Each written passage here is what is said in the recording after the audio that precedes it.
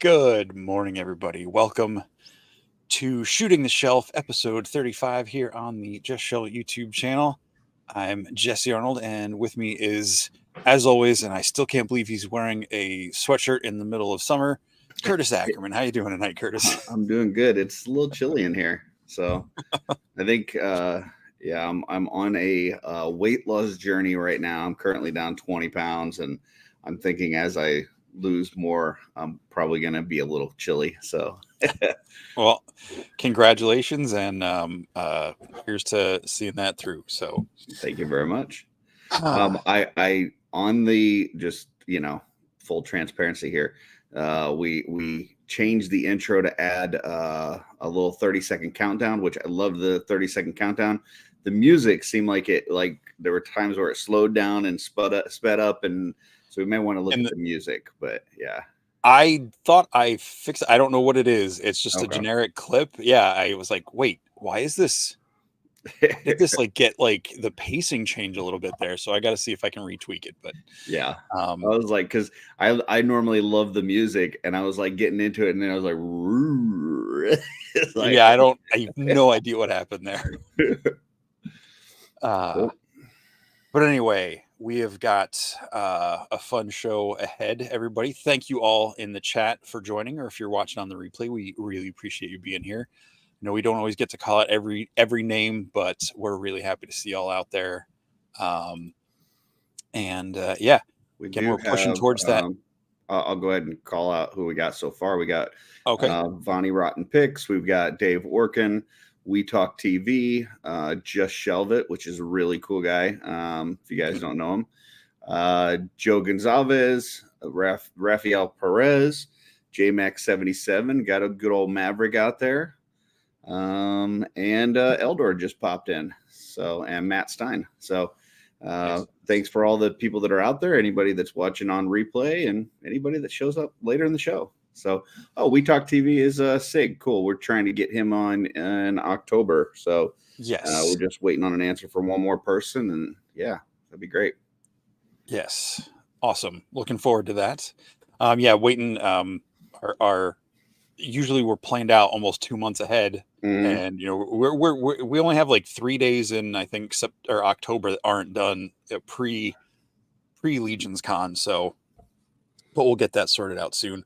But yeah, so thank you again, everybody, for being here. And since we are on the road to 500 subscribers, I'll get this out of the way right up here up front. Like, if you want to like and subscribe, all that jazz, bippity boppity boo. And we'll absolutely, and we're going to be doing some amazing giveaways. Yes, for 500. So yeah, if you're not subscribed, please subscribe.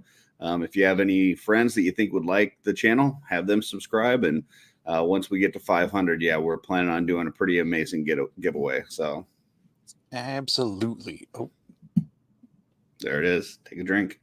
Okay, all right, everybody. We've got our special guest this week.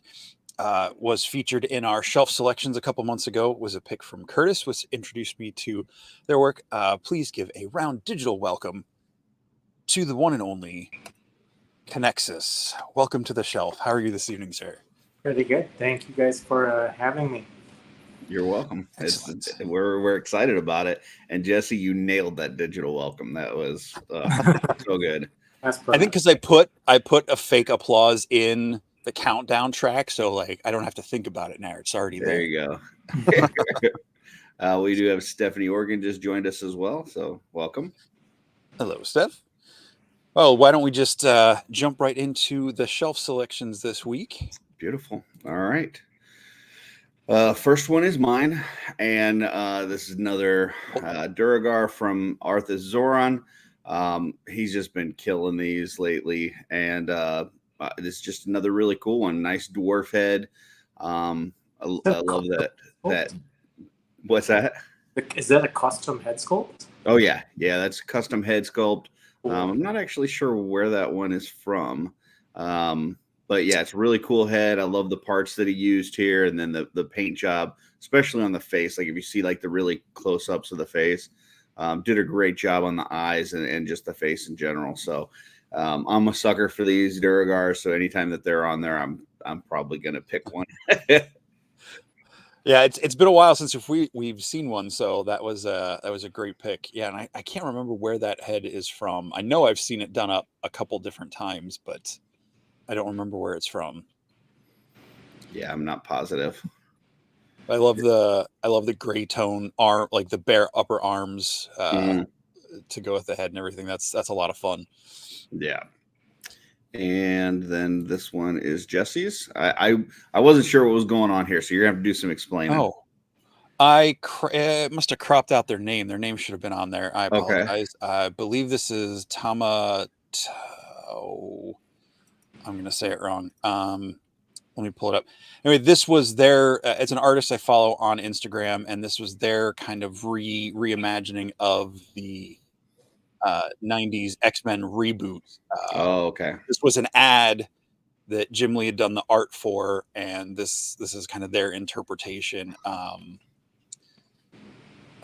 Gotcha. See, I thought this was an actual ad, and then so you're saying they actually inserted their art over it. Gotcha. Okay.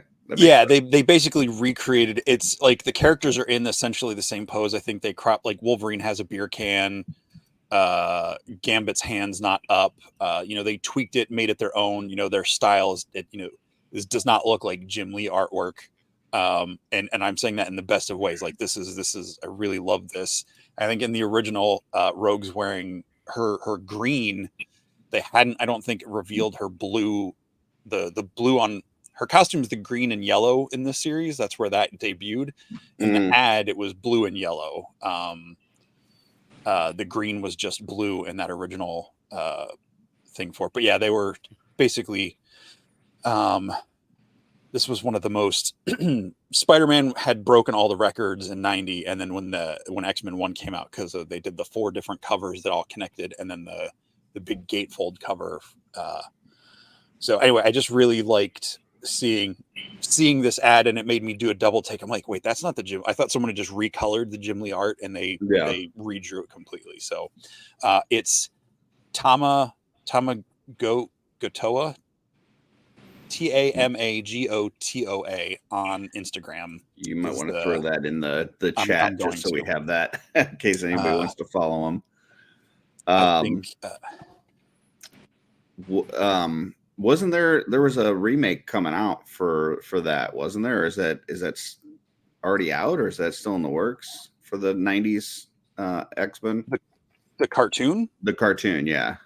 Yeah, I think everything's been delayed because of the writer strike and stuff, but I believe that's still coming to Disney Plus. It's like continuing on the series, but gotcha. Okay. But yeah, check out Tamagatoa on Instagram, and you can see much better pictures. Gotcha. And the Jim Lee art is featured in the post with it, like on the next slide. So, okay. And then also welcome to Legends Collector 1321. Yeah, that's. I mean, they did such a good job that I thought that this was an actual ad. So, yeah, kudos. Like you sent me this, and I'm like, Jesse, send me an ad for something from the 90s. Nope. I don't know what's going on. Yep. So yeah, good job on their part. Next one is mine, and I don't know. I have no idea what's going on here. I'm not sure what base body that is. Maybe an abomination, like the Hulk, like the Gladiator Hulk, or abomination. Maybe it kind of looks more. I don't know. Looks more like an abomination or something. I don't know. I'm not sure what it is, but they threw that slog head on it. And just kind of add some other pieces. For some reason, it just works for me. Like I look at this and I'm like, yeah, I like it. Like I'm not the slog head. Oh yeah, Vonnie Rotten says it is an abomination. And this is K Shaver 73. But yeah, I was scrolling through some cosmic picks, and I saw this and I was like, what the heck? I love it. So yeah, I mean, usually like I couldn't imagine taking that slog head and using it on another body, but this, for me, this really works. Yeah, that I would not want to see that guy walk out into the arena if I had to be fighting something. Yeah, that's crazy. I'd like to say, yeah, oh yeah, I can handle myself. No, I'd be like that guy in that first fight in Gladiator, just peeing myself, waiting to go out.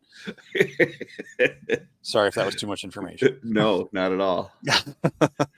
I would feel Cool. the same. I actually want one of these. I might have to like see if I can dissect like what parts they used, because I want one of these in my collection.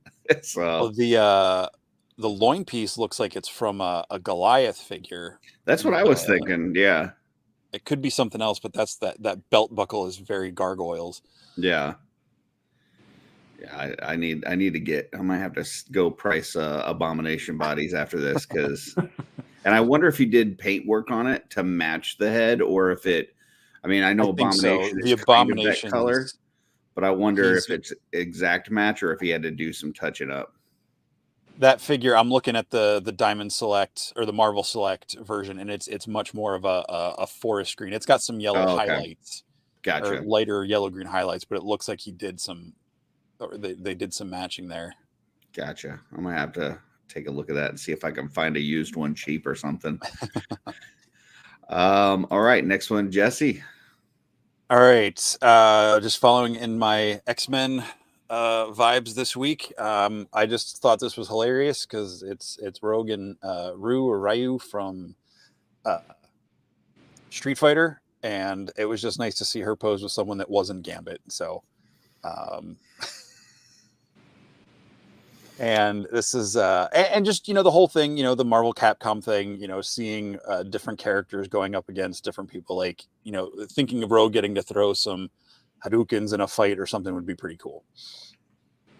Yeah, so I mean, I look at it. First of all, love me some Paulo Picasso. So grats, nice picture. I look at this initially. I was like, "What the heck? She's cheating on Gambit." But then I noticed she has her glove off and she's touching his face. So I think she's just stealing his power, and then she's gonna go back to her man and make him a sandwich. So, yeah. So I'm good with this. I'm good. Can leave that heel Steve alpha energy somewhere else. Sorry, I had to throw that out there. I know. But yeah, great shot. I love the blurred background. I love the mixing of lines. And then, just the pose is really cool. So, and I really like that they took the new kind of the J. Scott Campbell inspired version of her 80s Outback costume and put it on the classic 90s figure. I just thought that was a nice little pop and swap there. Yeah. All right. Next one. Another thing that I'm a sucker for, anything that's got like flaming beards. And this was part of Guion. We had him a while back on our show, Hondax on Instagram. He's been doing a series of these with the like flaming beards. And he's got I think 5 or 6 of them now. He had a group photo with a bunch of them. But this one is an ogre scale one. I have no idea where that head's from, but I love the work that he did on the head. I love the work that he did on the axe. The paint job as a whole is just really good. So he killed this one. I don't think he's going to be at Legions Con, but I think he said some of his work was coming with one of the Euro Legions guys for Legions Con. So look for that if you're headed to Legions Con. I'm wondering, is that one of the? I'll look before I say it out loud. But yeah, no, this is great. I know when I see a Durgar or something with a fire beard, like I know not to pick it because I know it's going to be in your picture, your selections. Yeah. Okay. Duly noted. Same way with Fuzz Monks for me. So, cool. And then Vonnie says, dude, series of figures is awesome. Yeah, I mean, he really put together a nice little lineup of this group, kind of like a little adventure party. So yeah, I really like it. Check out, either on Mythic Legions Cabal or on his Instagram. You can see the pictures of that group as well. So next one is Jesse's. This is Fingolfin. 3311 on Instagram. One thing that caught me was just the very silhouette, the shadows, and everything, composition of the shot. And then the next thing I caught was the 2 Steps from Hell being one of the songs in the title, or in the tag there at the top, which I listen to a lot of that when I'm doing my painting and stuff. So it's cool to see other people using that in their toy centric work as well. But just having this shot with Thalen hiding behind the rock and the down tree or whatever that is behind as Kurzog strolling through, and some other goblins, I just thought was a really fun. Again, I know we always talk about pictures telling a story, and just the story this tells or sets up is pretty fun. Yeah, I just had to go and make sure that I was following them because I hadn't seen this picture until you sent it. And it's amazing. I love how she's kind of like hiding behind that. I don't know if that's supposed to be a rock or what that is there that she's hiding behind. The shadow work, the trees and the fog in the background. And then, just these like, the ogre and a goblin just like marching by. Yeah, it's just a really cool shot. And it looks like it's cut from a movie or something, which is, usually the stuff that we kind of, when it comes to toy photography, we seem to like a lot of this stuff where it looks very cinematic. And that's what this is to me. Well, Lord of the Rings-esque kind of. Yeah. Mm-hmm. Yeah, you can almost hear like the tension and like the strings in the orchestra, like everything else is kind of fading out. Yeah, as it's building the suspense, as I don't know if she's got a sword or her bow there. She's gonna like turn and attack, or they're just waiting for them to go by and not get seen. Yeah, it's great. Yeah, that's a really good one. And then my last one. This is actually part of the. So for those that aren't aware, there's a contest that was going on in the Cosmic Cabal called Ishkan Kit Bash, and this is one of the entries for that. So for the contest, you could use a mix of mythic and cosmic parts, as many figures as you want. It just had to have something cosmic in it. And no paint, no third-party parts or anything like that. It's just mixing parts that are already in the line. And the contest had been running till I think like yesterday, and then now the voting is going on in the Cosmic Cabal. This is one of the entries. This is Mythos Corridor, and I believe his number on the vote is 83. And I thought this was just a really cool one. He mixed parts from the Sentry as well as the Thygar, and then obviously you got the Hagnon parts in there. And I don't know, for me, it just really worked. It came together really well. It's a little hard to see in this picture, but the face, just because of the lighting and stuff, but the face looks really cool. Like he basically took that, the neck piece that's underneath Hagnon's head and has it like up almost like a face mask. So it looks more cosmic-y. It just looks like a space ghost type of creature. So, this was my favorite within that contest, but because I don't want to,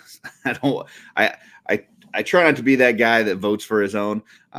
It seems like a lot of people are doing that though, but if, this one, definitely take a look. If you haven't voted for in the contest, number 83 is a good one to take a look at, but look at all of them and vote your favorite, and go from there. But yeah, this one was really cool. Nice. I love that the what do you call that? The armor from the waist, like the sides of the like the upper legs, looks like they're underneath the shoulder pauldrons. Yeah. From the Thygar. I just thought that was really cool. It it gives it a lot more of a unique profile, and the way the cloak is kind of following the same lines is pretty cool. Right. Yeah, I just think it's just a great use of parts. And actually, we've got this elderly Nam this is the gentleman that did it. So cool. Excellent. Yep. And then Simon is saying he must be number 27. He says 27 is pretty good too. So yeah, check them all out. The vote is going till noon tomorrow. And it's in the Cosmic Cabal. As long as you're a member in the Cosmic, you can vote once. if you go and try to vote for a second, whatever your last vote is, that's the one that's going to count. So yeah, go take a look at the photos and cast your vote. And Jesse, this is your last one. Yes, Elliot Ely. I realized I sent you the Facebook post because that's where I saw it. But yeah, Elliot Lee, Templar Toys on Instagram. Loves his Templars, and again, this is another shot that just feels very cinematic. You can hear the clash echoing around the inside of this fortress walls, and the gray skies. I think there's even some like birds flying up by the towers and stuff, and I just love the seeing the different parts. Again, you got some of the soft good looking leg parts on this Templar with a 2.0 loin piece. It's just a really interesting combo of parts to take the Templar and make it feel a little more unique than the initial, like the official release. And I just think it's really cool. And just that dynamic pose, rearing that sword back to, tell this king or whoever he is, to beg for mercy or whatever is, or to yield, is just really cool. I just absolutely love this shot. Yeah, I mean, you sent me that Facebook link, and I was like, I'm pretty sure that Elliot has an Instagram. Let me see if it's on there, just so that we can, we try to tag and promote the Instagrams whenever we can. And as much as I love the Templars, I'm a huge Templar guy. Elliot is the Templar king. Like, that dude lives, like, he's got pictures on his face, like his profile pic is him like wearing a Templar suit, or uniform or whatever. So and he really does a good job of these like castle scenes, with whether it's folks like invading a temple or whatever, and them having to fight them off. So he's got a lot of those on his Instagram as well, that is, posting it in the Cabal. So yeah, just good mix of parts, great action, like the way that he's got the pose there, the lighting. I like it all. He when it comes to Templars, Elliot definitely is the king. So, but not this king in this picture, because that's guy's correct. Yeah, he's not getting a sword at his throat. So, and I have to throw out there a shameless self-promotion, which we try not to do too often, but I also am in the IshCon contest. Wanted to throw it out there. If you haven't casted your vote, if you don't, you're stuck on something, let me suggest number 14, which is mine. Just take a look. If you're not going to vote for 83, which is my favorite, maybe take a look and see if you want to cast a vote for 14. I'm doing fairly well in the contest right now, but I think I'm falling behind Cullen at the moment. Cullen is doing a great promotional job within the Cosmic Cabal as admin. so hopefully I can get enough votes to catch him for second place. There's another one that's really awesome. It's kind of a Motu looking one that they used the Operative 83 monster head on, that's in first by a ton. And I doubt anything's going to catch that one for first. So we're all kind of fighting for after that at this point. So well, you never know what a night's sleep is going to do. That's true. Like I said, we got till noon tomorrow. So if you're in the Cosmic Cabal, go in and cast your vote. I would love your vote, but at the same time, pick your favorite, because that's what this is all about. It was a really fun contest, just seeing how everybody mixed these parts together, because there was no paint, there was no third-party parts. It was just like playtime, basically. And to see, that Cosmic Cabal, which has really grown over the past year in terms of, numbers and post, just get filled up with so much creativity, was a lot of fun. So thanks to Ish for the contest that he had going on. It was a ton of fun in the Cosmic Cabal. But yeah, go and vote for your favorite. So, and that is it for shelf selections and my shameless self-promotion. So that was really good. Like, where'd you get the diorama that is a Crashbox one, Crashbox Customs. So they make really good dios. They're not cheap, but they are really good. So yeah. Don't they do like the like the promotional stuff for like a Mythic Legions? They did. They made the Cosmic Legions one, the cell and stuff that they were using. Okay, yeah. So they did it for Cosmic Legion. I don't know that they've had any of their stuff in the promotional stuff for the Mythic, but Trevor does all the photos, and he uses a variety of different backgrounds and stuff that he's created himself, stuff that he's bought from others. So you may see some stuff mixed in there from time to time.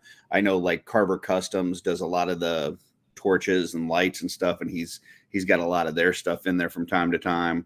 So yeah, you never know what Trevor's going to use in the background of those photos. And just keep in mind, folks, if it's in the background, doesn't mean you're getting it with the figure. All right. Even if it's in the foreground, if it's one of those, like, even if it's in their hand, if it's those stage shots, it's fair game. So it's all part of the show, not necessarily part of the figure. Yeah. So Konexxus, tell us a little bit about yourself. What kind of like stuff are you collecting? What are you into? I am into a little bit of everything. Like so like on the back over there, like I kind of like because I initially grew up on like Ninja Turtles when I was like a kid, and Batman, like primarily, like most kids, I guess. But then I just like branched out to like a bunch of different things, so like Marvel and like X-Men and Spider-Man, and eventually, like I've been like collecting for the past, 30 or so years, like on and off, and I just like, I don't know, I have like a broad interest. I kind of like want to, if I can, like digest everything. But I could probably like fill my house of just like Star Wars stuff. It's like one of like the biggest love or passion of mine. But then it just got too crazy, like with like like collecting is like how many Obi-Wan Kenobis and like Luke Skywalkers do you really need? I guess so. I know that pain. Yeah. And because before I had that, like I had to have like everything, like more of a completionist. So now I'm kind of like downsized to like what I call like my master shelf, where like I had like just like one section that's like a representative, I guess, of like each universe that I kind of like love. So like a little sample spot. Yeah, of everything. So I don't know if can you like switch the camera here? Maybe I can like I'm not sure on StreamYard. I'm not sure. There might be a way to flip your camera. If not, you can just take it over there with you. I'll probably just do that, just to kind of like give you guys a sense of like what I did. So like here's kind of like more of my nostalgia shelf, I guess. So like a lot of like stuff that I grew up on, like Ultraman, and I had those like rubbery things with no articulation, and Kamen Rider, Transformer, Jurassic Park, like old Street Fighter, like those like G.I. Joe figures, some McDonald's Happy Meal stuff, Pepsi Man's right there, and just like a bunch of like random things that I guess like like they're not as cool like toy wise, like especially in this like day and age, but like these are things that like really mean a lot to me. Like things that are like given by friends or by family members, and they just like stuck like over. And then here I have my video game shelf of just like characters from each games that I love. Like there's Elden Ring over there, Link, Solid Snake. Is that got like a Cloud back there? Yeah, Cloud with like the liquor from Resident Evil and Kratos. That's great. And from Dante's Inferno, Lara Croft, and some Marvel vs. Capcom stuff over there. Street Fighter. Okay. They got Wolverine. Like I probably can like fill the entire shelf with X-Men stuff as well, but like I just can't like decide. So this is what I did. So and then anime shelf, just a bunch of different anime stuff. Random martial arts figures right there. That's great. Drunken Master, Bruce Lee.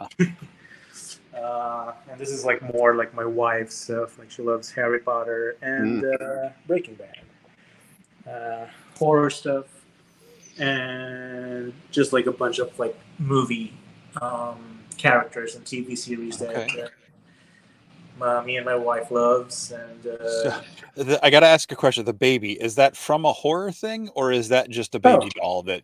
That's a custom figure that I got from one of like the trade events here in Las Vegas.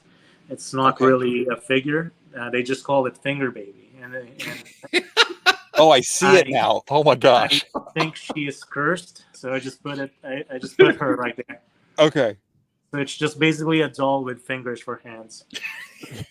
That's amazing. And when I saw her during that event, I was like, I gotta have that. And now she's right there. Okay. And a bunch of like DC, my Rogues Gallery, I guess. And then for like the heroes. There you go, Curtis. The bottom one was like Ninja Turtles, but I'm in the process of I don't know, revamping that spot. And then Gotcha. Star Wars, the good guys. Star Wars, the bad guys.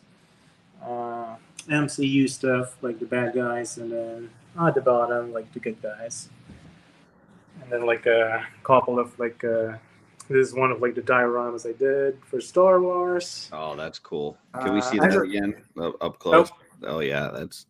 Yeah, it's like Darth Vader. Yeah, I believe that's the one that I used from one of your photos in the shelf selections. Oh, that's right. That's right. Yeah. When he was amazing. And I just got this one, and this is more of like a revolving display where I put whatever. I got this Gorilla Grodd that I repainted and kind of like had the custom soft goods. So I'm gonna put that. It's much better with that darker armor.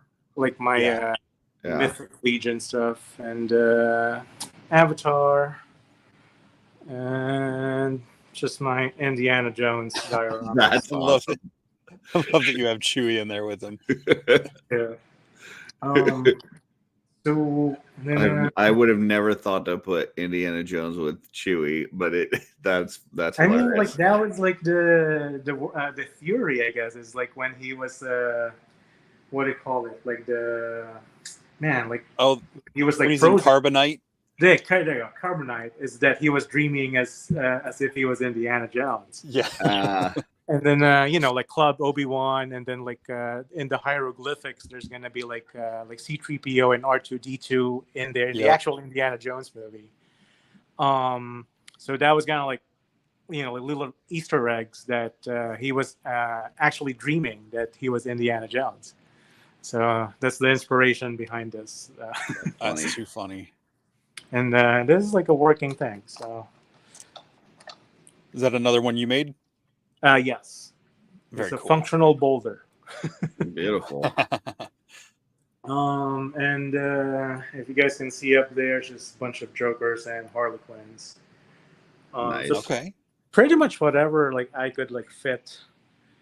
I guess I took like samples of like those things, and then recently I got into Mythic Legions. Got a bunch of random guys in there. Like I don't know if you guys can see, it's kind of like dark in this area. Yeah, no, we can see. There you go. But what is he called? Like the Kikimora? Kikimora, yeah, from The Witcher. I found him on sale at I think GameStop or something.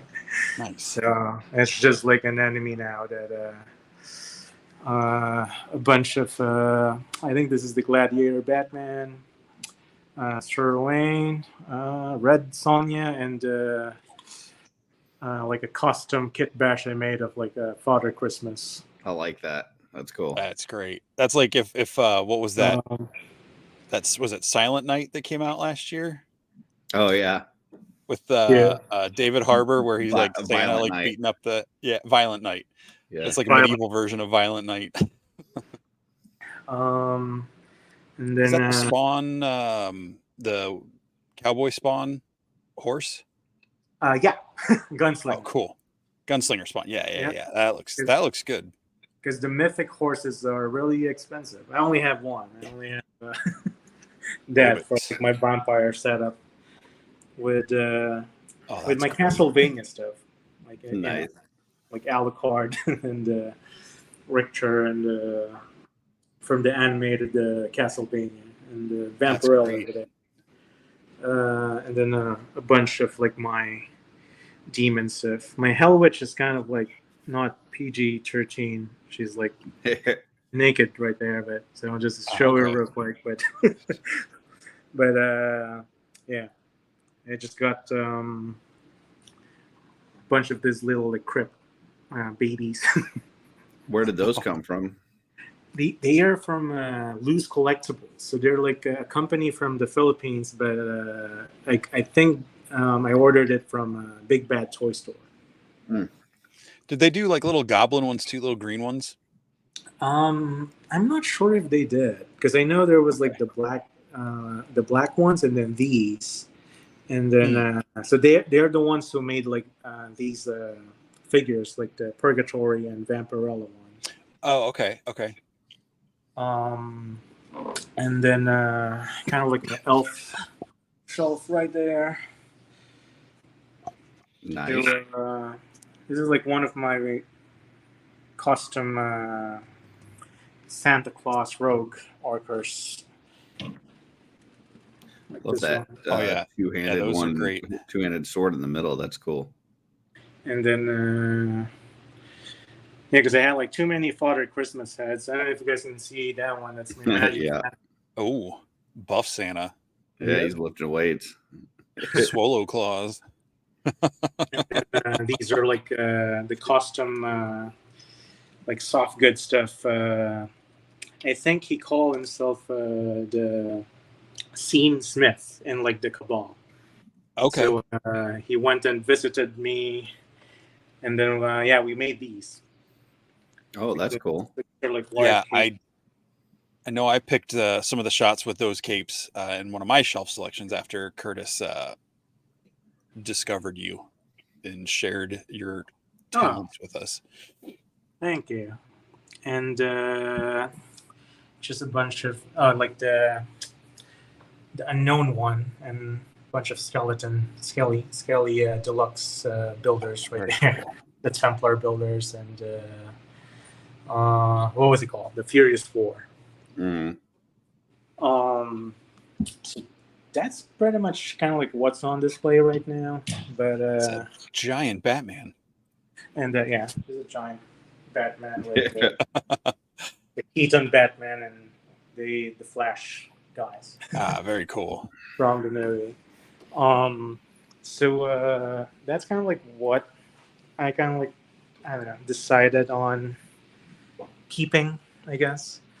Because it was like just getting out of control where like, man, like I don't know where to put stuff no more. And like, and then sometimes my wife would be like, yeah, you're going to eat action figures for dinner. Well, I love how unique your displays are, like with the mixing of lines and how you're very creative with what things you're putting together. So, I mean, some of those cubes I looked at and I thought to myself, there's probably not another one that looks like that in the world. So that's kind of cool. I like that. Yeah, I tried to like, because before I'm more of like, I had like OCD with stuff where like, all the 90s X-Men are the only ones that can be with other 90s X-Men. Right. Like other stuff. And the more I kind of like evolve, I guess, like I try to like prioritize like playability now and creativity, I guess. Like I used to have like everything in boxes and like display them just that way. And now I just like open everything and like, mess with them and just try to like, try to make the most of like stuff. And awesome. So like I got a little bit more flexible, I guess, if you will, of like what goes into shelves. And it's like more about, as like me, making dioramas and stuff, telling stories and like trying to really utilize what I have to like make those stories and use those characters and not be limited, I guess, with and I guess it's like one of the beauties with like like Mythic Legion is like there's like the underlying lore to it, but everybody will just like make their own like characters, Right. mixing and matching the parts and like create their own lore and yeah, I fell in love with it. Like I really just got that Templar, the Dark Templar builder that you guys saw in there. Yep. And the next thing I know, I was doing an all-in with the Necronominous wave, and then I have a full shelf. It's just like, it hits you quick. I know what you're talking about. Yeah. So you've only been in with the Mythic stuff for less than a year? Yeah, less than a year. Okay. Or about a year? Come again, sorry. Right around a year? Yeah, because I think when I got started, it was it was like after Christmas, because it was like after Father Christmas was released. And he was like my second figure, like Mythic figure ever, is Father Christmas. So I got a Templar, and then Father Christmas, and then all in on that Necronominous wave, and then now I have all of this. And I'm trying not to do the cosmics because I'm like, man, like I really want them. And then my friend got me this head, this like I don't know where it's from, but it's just like a skeleton head with like a steel key. I think it was like that came with either if it's a gold one, it came with the all ends. If it's a silver one, that came from retailers. That one, for silver the cosmic, yeah. So I don't know where he got it, but he just gave it to me. So I'm like, what am I going to do with this? And so it's like, well, I guess now you're going to collect cosmic too. So. Yeah, those figures, whether it's Mythic or cosmic, like typically all it takes is getting one of them in your hand, and then it's game over. So exactly. So I noticed, you talked about doing some dioramas. I also saw, you've done a lot of like little miniature accessories and stuff. Can you talk about that, like your history with creating those kind of things and where that come from? So so my wife actually makes them. I make the dioramas, and she makes the miniatures primarily. So here. This is like one of the things that we made. It's like oh, that's cool. Oh wow!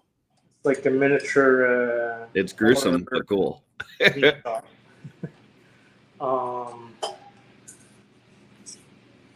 So all of these are like sculpted with miniature clay, like polymer clay.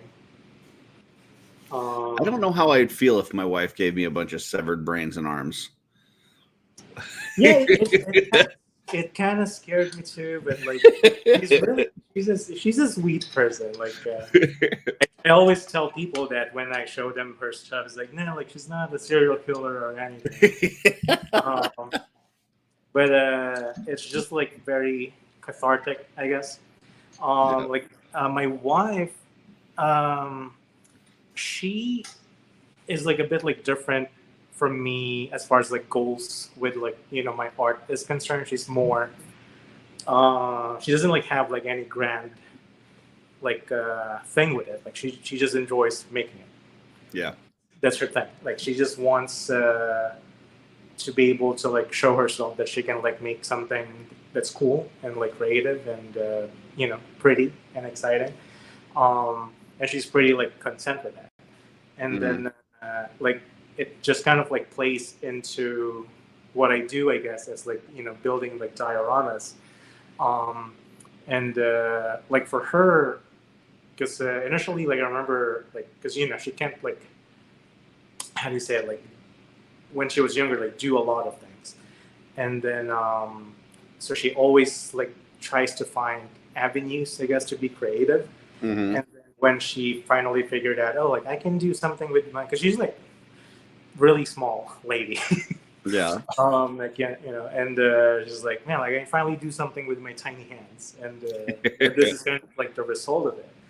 And it just plays into, because I made like the tile stand, kind of like like a pretty I don't know, like a market stand, and then it just plays into what I do, and then it's just like, I don't know, like a very enjoyable thing for the both of us to engage in, where we get to like co-create, together.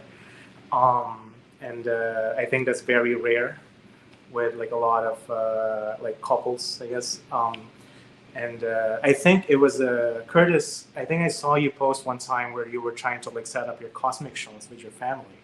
Yeah, that was you. That was you, right? Yep. And then when I saw that, I was like, man, like this is like really cool, because Konexxus, what the name means is to connect us. It's like a play on words to connect us.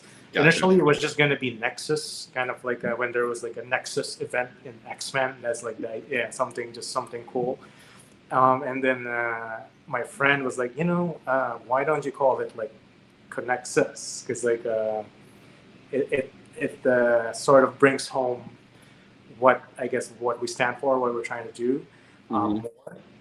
And that's pretty much it. Like in its like purest form, it's like to just use the medium to connect with others. Because I think me personally, I struggled, I guess, trying to like find my place in the world, like trying to like be comfy within my own skin. And I remember when I was younger, I was like playing with toys, and then a bunch of my friends would like mock me. It's like, dude, like like you're like 12, like why are you still doing this? And in my head, it's like, dude, like I'm 12, like what do you expect me to do? No, I totally get that. And we talk about it a lot on this show. Like it's all about playing, having fun, staying young at heart. Exactly. There's folks that do, what we call kit bashing, which is just mixing parts. There's folks that just pose and like to, put their figures in different poses in their display. There's folks that do photography. There's folks that paint. And folks that like take their stuff out in nature and do stuff, whatever form of playing that you can do to keep yourself young and have fun. And if you can do it with people that you love, that's even better. So that's awesome. I'm glad that you've found that with your wife, because that's a good thing for sure. Yeah. So that's like pretty much like the story behind it, is like, she was just really trying to find that medium that is enjoyable for her, like as a selfish thing, and for us as a husband and wife, like something that we can both kind of like connect with. So the little, I know on your Instagram at one point I saw you had these little Mezco boxes. Oh yeah. Was that something that you made, or was that something that your wife was making? One I did. Yeah. I don't know, Jesse, if you've got his Instagram up, you got to see if you haven't seen these Mezco boxes, they're like, they're really cool. Well, let's embiggen him first, and then I'll bring up the page. It's just like, he made these boxes that look like a box that we would get, but then you can like have an action figure hold it, and it, yeah, that's what I did. So this is kind of like a replica of the box that I got from them. Then I had like, because I like doing I don't know, toy photography inception, I guess. That's just so cool. Like that Mr. Freeze holding it is awesome. Like so this is the process here that you use to make it. Oh yeah, there you go. Oh, so that's your big box that you got with Mr. Freeze. Gotcha. I think that was the short review I did of the Freeze, and then one of the videos was like the process of me like. So like as you're opening that Mr. Freeze, do you immediately go, I need to make one of these small boxes, or how does that idea come to you? Yeah, I guess that's pretty much how it happened. Like when I saw it, I was like, man, like I think I want him to hold the Mezco box. Because you see how my Freeze right now is like holding a little Batman. So I try to like have my action figures do toy photography with like tiny tiny. Yeah. So yeah, like a lot of like, and I get that from people a lot, like that question, really, like how do you come up with stuff? And it's like more of I don't know, just living, I guess, just playing. Can you click on that one, Jesse? Is this so like this with the table and all this stuff going on? Is That one's like from Tyler. So we made like, so my wife made those miniature like the bread and like the art and like all that. And then yeah, so like my wife like sculpts the meat. Mm. And then the bread, and so we sent him like some of those, and then Tyler made that like setup. Oh, that's cool. So Tyler, I know from the Cabal, which I think where I saw both of you guys first. Yeah. And then like I started like like following you on like Instagram and stuff, and then yeah, we just like connected like. But so yeah, so my wife makes those little. Is that out of clay that she's making those? Yep. So That's those are little charcuterie board that was not meant for Mythic Legions at all, but that's what we did. Oh, those are cool. Those little posters. So those are like my actual art, and then Yeah. I made it into like miniature form. That's cool. That's one of like my Mythic Legions diorama, like that picture you're looking at. I think the post before that or after that is oh no, that was Tyler's post. But in one of my Facebook posts, if you go maybe like older posts, like you'll see a skeleton in the lamp, similar to the horror miniature that I showed you. That one. This one here? Oh, see the skeleton, yeah. Yeah. So that one, so if you go scroll right to the carousel, or left, I guess. Way. I think you got to go back. There's a little arrow next to the chat. There it box. is. It was hiding. It was hiding in the white paint. Yep, I see it now. Okay. So yeah, so it's me and because of space constraints, I guess. Like, we try to like come up with like a little bit more. Oh, that's cool. I don't know, like creative ways to like make dioramas, and so that's kind of like, oh, you know what? I'm gonna put them in a lab. So that's my very first like custom / diorama piece. That's like Mythic Legions themed. Yeah, I wouldn't have ever thought to put a diorama inside a lamp, but that really works. Yeah, because it's like more of like a decorative, like a piece in itself. Now I want to do one with a Sphexian, like you caught a light, like painted butt, like a lightning in the dark, bug. like a mutated lightning bug. That's funny. That's a good idea. Yeah, like I actually wanted to do something like that, like with like those like UV paints and glow in the dark paints, and that would be great. I used to do like bigger sets, I guess, but then like I'm like, man, like where am I going to put all of this? So I started like doing like that's the one that I showed you with like the Joker, the one that like I was just showing you guys. Yeah. That's cool. And then it's really cool to see that, because like you can take that dio, set it up, and then put it on a shelf somewhere, and then you just pick it up because all that stuff's in there, and pop him in front of it, or another character that fits to have that horror display behind him or in front of him. That looks creepy. That's a really fun way, like portable interchangeable diorama settings that are. And that's a lot of fun. That was our idea. That was the idea. Is we wanted something that we can like use for like various like stuff, like where it's not kind of like circling back to that, trying to be flexible with like my displays thing is like like before I would like make thematic stuff like this one's one of my old this one's actually my very first diorama that I made. So it's a Ninja Turtle lair, but it's like more like heavily kind of like influenced by Ninja Turtles for my like NECA Ninja Turtles. I was gonna say, but, I'm like, pretty sure they ripped off your design for their one they're selling right now. Yeah. I have no. I Do have they no have clue. they have a full size version of that April poster? So I do not.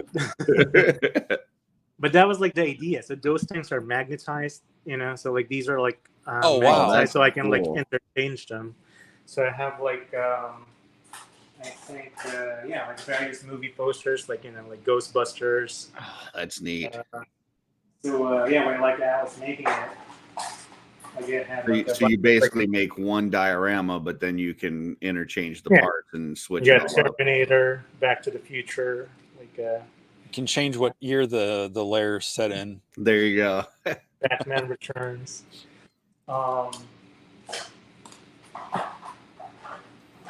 Was there a Turtles movie poster in one of those? I think I have it at somewhere. Okay. I thought I But- saw like a Shredder silhouette. I was like, man, that'd be great if there was a movie poster for their movie Oh. in the lair.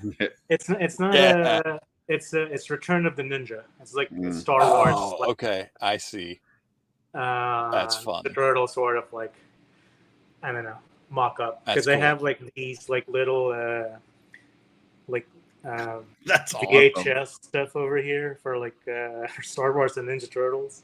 Oh, Now, that's how do so you make cool. those? They're just like paper on Okay. like blocks of foam, really. Oh, wow. Okay. So you just And, print it out really small in color and then wrap it around foam? Yeah, pretty much. I mean, like all of these are like the same, and then like I'll have like wanted posters from the movie, Oh, the Bay movies. and then but yeah, like so like this, for example, the guitar or the ukulele, I can like change it with like a clock. Oh, wow. That's really cool. And it was working at some point, but not anymore. No more battery. Mm.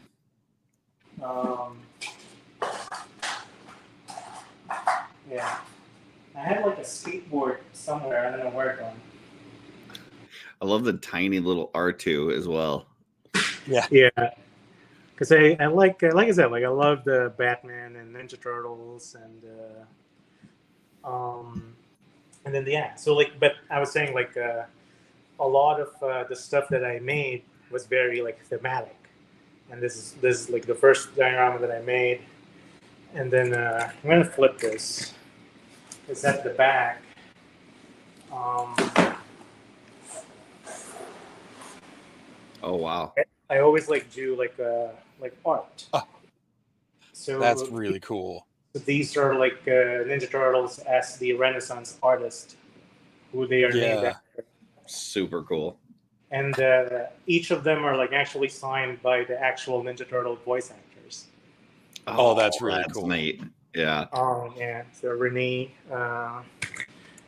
April O'Neil. So like for a good time, call this number. So if you actually text that on your phone, it's gonna spell April O'Neil. Nice. Whoever has that is very angry with us right now. But it was really cool when I showed them this piece, because they were just like, they were like taking pictures of it, and like their jaws dropped, and it was like, oh man, I just kicked that door. And so I used to make very thematic like pieces, but then like I tried to like go to a more I don't know. What's the word I'm looking for? Versatile, I guess, route. Mhm. Even though like I made something for like Mythic Legions, like it's still something that can work for my Dark Souls or Elden Ring figures. So I'm trying to like not be constricted with whatever line or whatever universe I'm collecting as much. And I mean, from this picture, clearly your imagination knows no bounds to where you can pose Shazam figures battling out over dinner, yeah, and Like, it's fun. It works. Like, I love it. Thank you. My wife got used to me doing that now. Like, there's a bunch of those in our account. Yeah, I noticed there was one picture where you guys were going somewhere and she like opens up her purse and there's figures inside her purse. Like she's carrying figures around for you. She told me she feels like a mom, where she always, like how moms would carry like toys and like first aid kit or like food that one. Purse. So she says she feels like a mom, but I'm a big baby. Oh, there you go. And it looked like you guys had some like photos where maybe you were on vacation or in some different areas that you took some figures with you and posed too. So yeah, I think we went to San Francisco one time, and then we brought Ant-Man because we visited like the actual house where they shot the movie. It's kind of like an older post. Okay. But if you see a San Francisco bridge, that's like one of the things we did. We actually just went to New Mexico. We haven't posted anything yet, but my wife's a big fan of Breaking Bad, so we went to. Right. So those are like San Francisco pics right here. Yeah, there's like the Tom Holland in the middle with Spider-Man. Yeah. So we try to like incorporate. I think that was during dinner. So we kind of like, I'm trying to That's great. do one where my that's a good perspective one. I love that. And we did something like that with Breaking Bad too. When we went to New Mexico, we visited all the filming sites, or most of them at least, the major ones. Okay. And then we took like. You didn't throw a pizza on the roof, did you?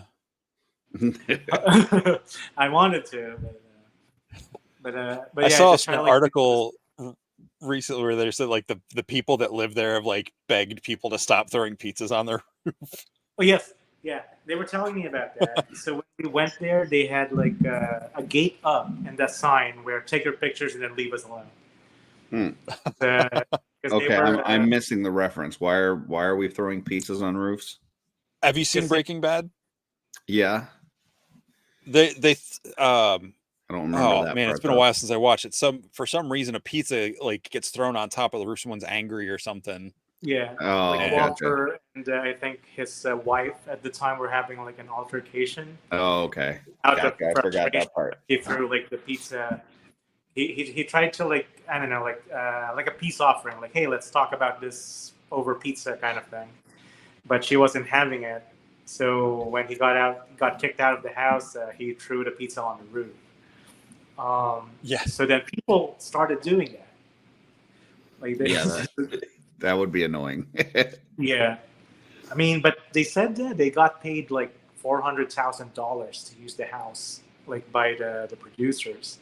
Wow. Oh wow. But I think Breaking Bad was made like I don't know, 10 years ago or something.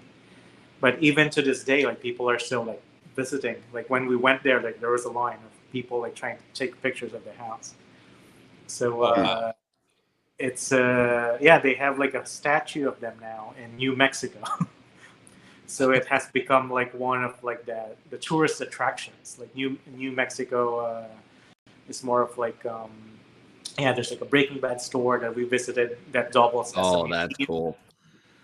That is a beautiful perspective photo right there. Oh yeah, I love that one. It looks like he is freaking huge, like coming out of the water.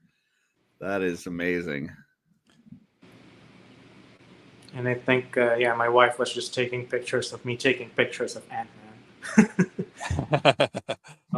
As you do. Now, I mean, I wouldn't be a good interviewer if I didn't ask you about your stormtrooper that's peeing in the snow. Oh. That one my mom actually shot that. Yeah. Yeah, so that's one of the very first photos that my mom took of toys, because my mom at the time was like studying like photography, right? And like we kind of like, me and my mom, like so it's a love-hate relationship, kind of like with most son and mother kind of like so this is like I guess like a way to find, how do you say it, like I don't know, like a way to connect, I guess. Yeah. And Yeah. then bridge those like differences, where we try to like, you know, hang out and like do something fun for the both of us. Where, you know, like you like take pictures of stuff. I like toys. Why don't we do this together? And so that was one of that was that. So me and my mom were like hiking in Mount Charleston, which is like an hour away from him, you know, like the Las Vegas city. And then I had juice at the time. Mhm. Like, and I was like, you know what? I'm just gonna use this to like shoot like the stormtrooper. Well, the like, one there on the far right, yeah, you've got like an actual stream. Like, what? How do you do the stream there? so I poured the juice out Right. with with the straw, and then like I shot that stream, and then I overlaid the stream on top of the picture. Ah, gotcha. 2 photos. Gotcha. Yeah. Yeah. A lot of something. like oh yeah, go ahead. No, go ahead. That's it. No, I was just gonna say like a lot of like those photos where like, you know, it seems like they're flying or they're jumping and stuff. And I think I have like some posts in there with like behind the scenes, like that one, like with like the ball. It's usually just me holding the ball, and then in the same frame, and then I'm gonna take a picture of the frame without my hand, and then I'm gonna like overlay both photos together. So that's kind of like how I make those shots where something seems like they're flying. Same thing. Can you scroll down just a little bit, Jesse? The little party one right there on the left side. Looks like they're throwing a present. Is that the same kind of thing? With green lantern. So that's the same thing, you know, like the first photo is just them. The second photo is me holding the gift. And then I overlay them together, and then I erase my hand. Gotcha. So that's basically what it is. So just kind of break down on that picture. So like you've got like the Darkest Night Batman and the Superman, and then I'm guessing they're like, is that like they're eating organs and stuff on the table? They are, and the heart and the brain, those are my wife's sculptures. Gotcha. Nice. And so yeah, my wife made those too. So the party started out well, and it didn't end so well. Pretty much. Gotcha. I love the little candy canes down there too. That was cool. Ooh, that's neat. Jumping and throwing. So you're just holding it in one picture and cropping your hand out? It was like literally on the top of my index, like this. And then on the second frame, it's just him.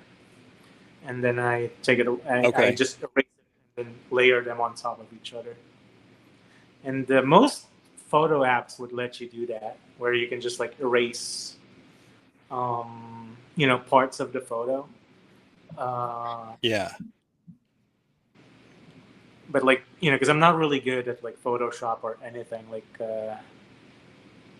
but you know, like with tweaking and trial and error, like I found ways to do like those things that I'm like doing with the photos.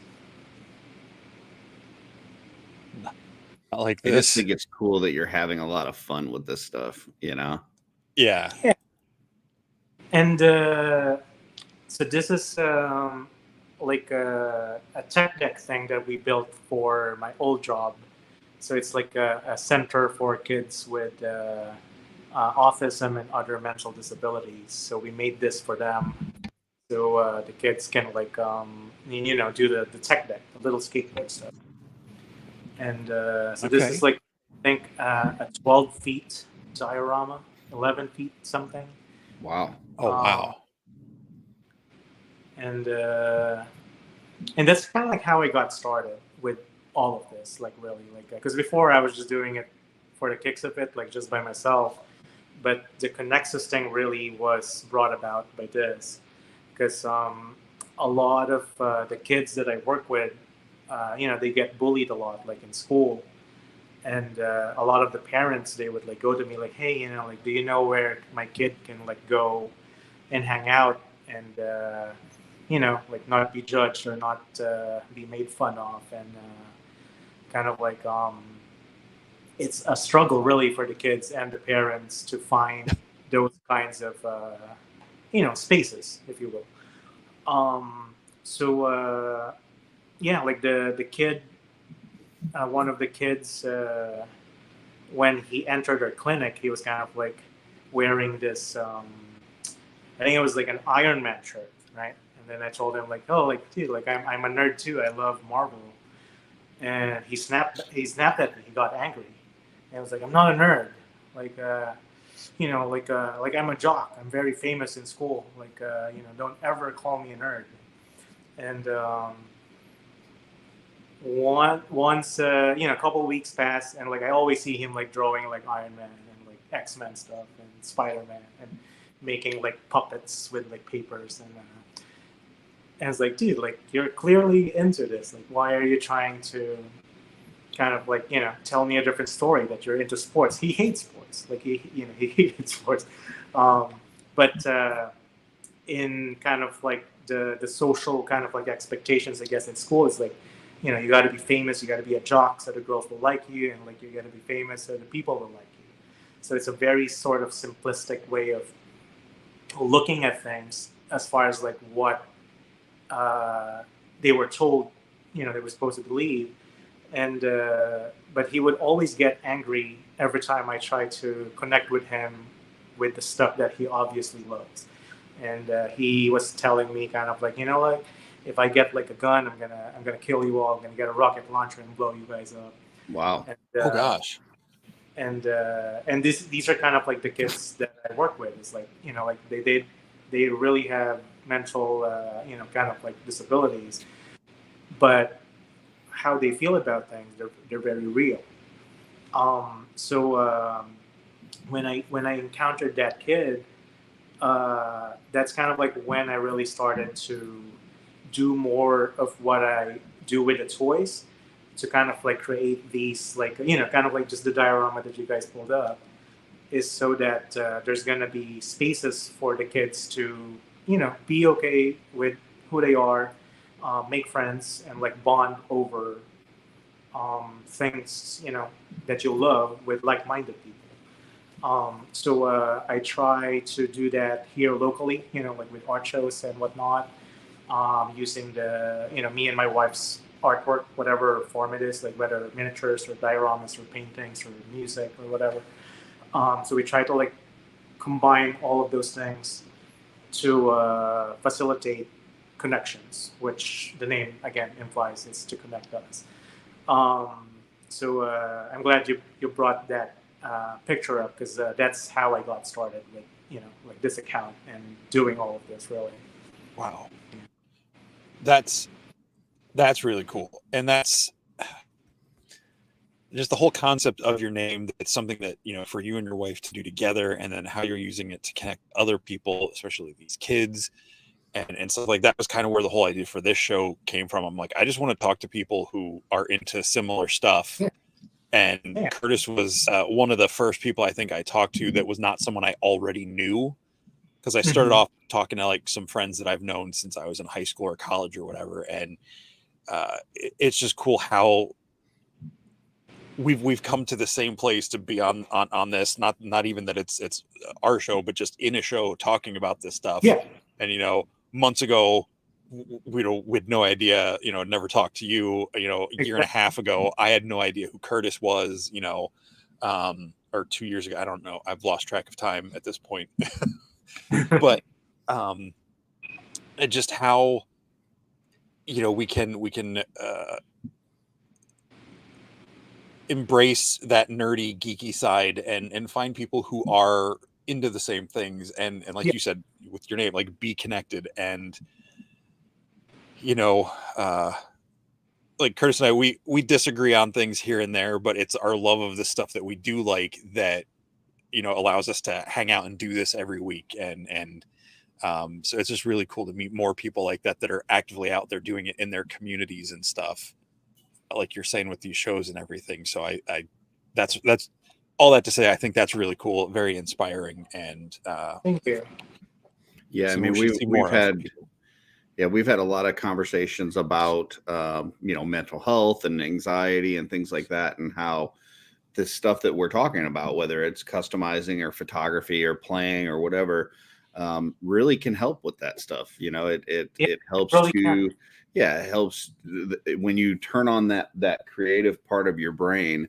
It really helps to fight some of the other stuff, and like you're saying, not try to identify with who we think people think we should be, but really be comfortable with who we actually are. So yeah, that's cool. Thank you, guys. And yeah, and like just talking to you guys, like it makes me really happy.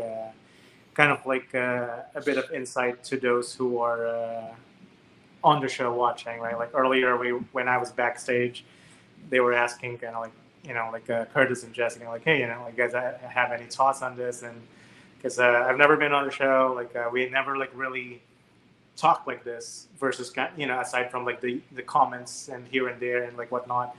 But we never really had a conversation. And but I was just like, let's swing it. I'm gonna trust it. And I like you said, like you didn't know us, in the past 2 years ago or like a year ago, but now we're here talking, and this is not by accident. Like it's really kind of like, for me personally, if I'm gonna allow myself to really own who I am, despite what society says, what other people says, and be okay about that, I feel and believe that it's gonna allow other people, especially the kids that I work with, to be okay with who they are.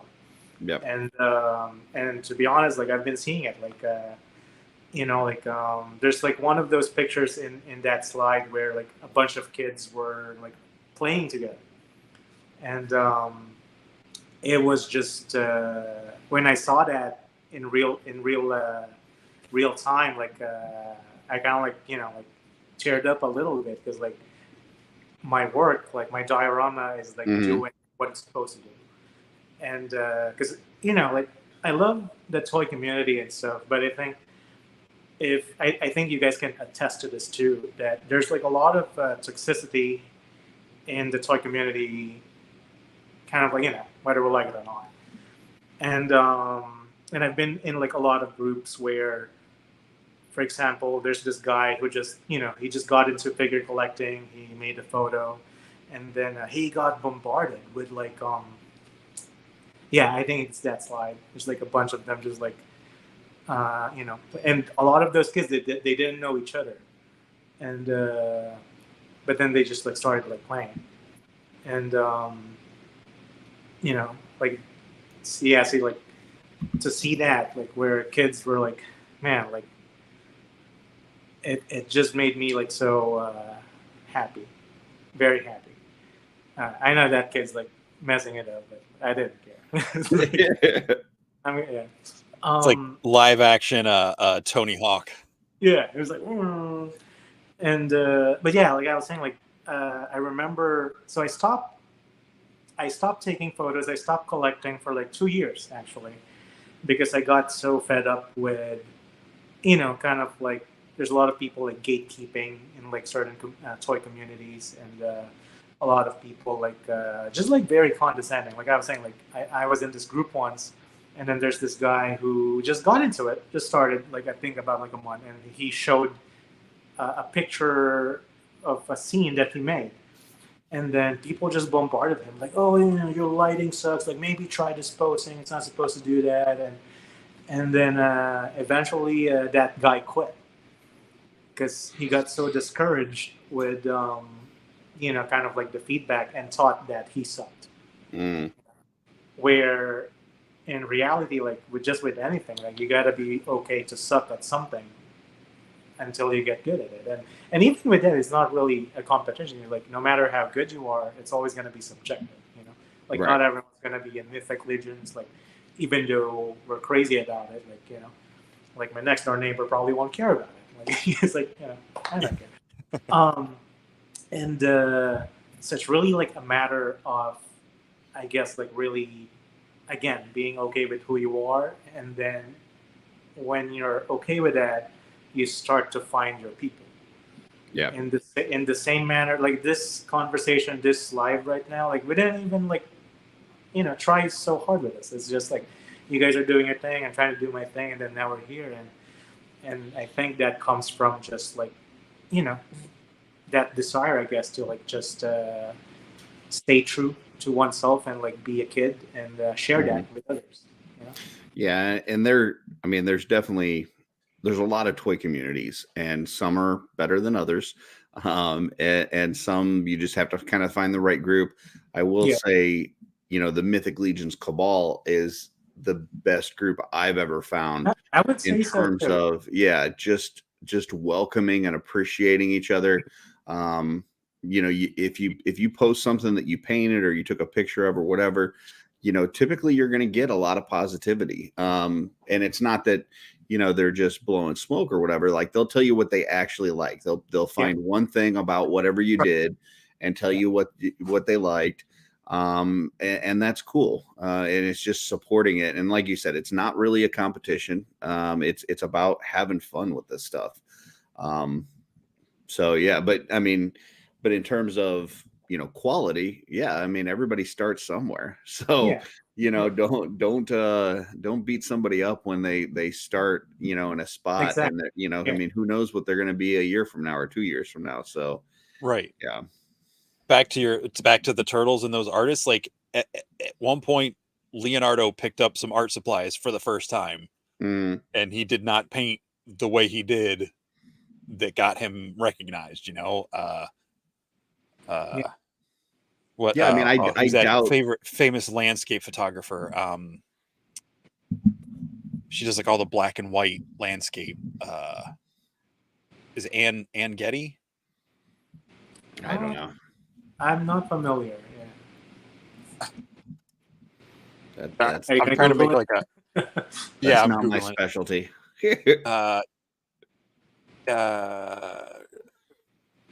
Nope.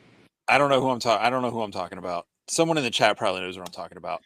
But like, I was just trying to say, whoever this photographer is that I can't think of took a camera and took a picture for the first time, and it was probably not something anyone other than their parents wanted to, put a frame around. It's just really cool because I see Curtis do something, it inspires me. Like, oh, I wouldn't have thought to do that. I'm going to try it, but I'm going to put my own spin on it. I'm not just going to try to do it better than him. Like the only person I ever want to do better than than what I painted yesterday. My wife just messaged me and said Ansel Adams. Is that who you're talking about? That's it. I knew there was an A. Well, there you go. Ansel Adams. Glad she could help. Yes. Thank you very much. I'm going to look her up. Yeah, and back and to it's actually. Go ahead.